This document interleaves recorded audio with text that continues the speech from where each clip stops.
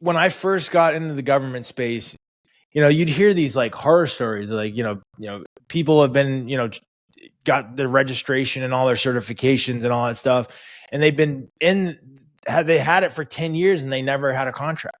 And that was one thing my dad always ingrained in my head is like, man, you got to be more than just a certification of the contract, man. You got to be able to execute.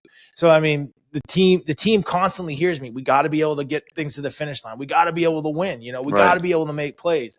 And honestly, I love even just looking at like seeing sports. You see, the running back make the linebacker miss, or like a wide receiver make the cornerback miss. I love seeing that because it's the same thing in business. You got to be able to make plays. You got to be able to make money. You got to be able to execute. It's not just, hey, I got the jersey on and like I'm a NFL star. No, you got to be able to go out there in the field and you got to make somebody miss. You got to be able to go out there on the basketball court and dunk on somebody, or cross them over or do something. So it's the only way you get that skill set is by drilling, practicing, and rehearsing. And that's what I did. I remember the first times even making calls to a government official for a project, I was fumbling and dumbling all over my speech. Like my pitch was horrible, and I'll admit it. Like, and my pitch should have been better before I started making those calls. But by making those calls, I perfected my pitch. And instead of saying that, I said this. And then I realized that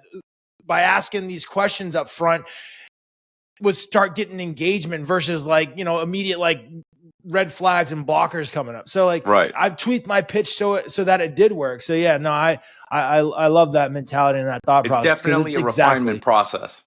Yeah, absolutely. Yeah, 100%. Absolutely. I think before jumping on board here, that appointment setting job that I had, I mean, it was a doghouse. It was so bad. I was the youngest one there in my business unit. And, similar to the pitching thing, if I stuttered, I'm talking to some high level people running Fortune 500 companies, they'll just hang up on me.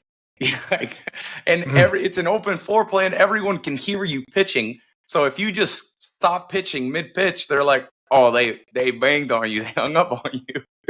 And I think that definitely kind of prepared me for the hardships that were going to come with navigating that SAM system, with dealing with some difficult clients where you got to hunt them down, try and get some documentation from them, go through the process of getting them renewed.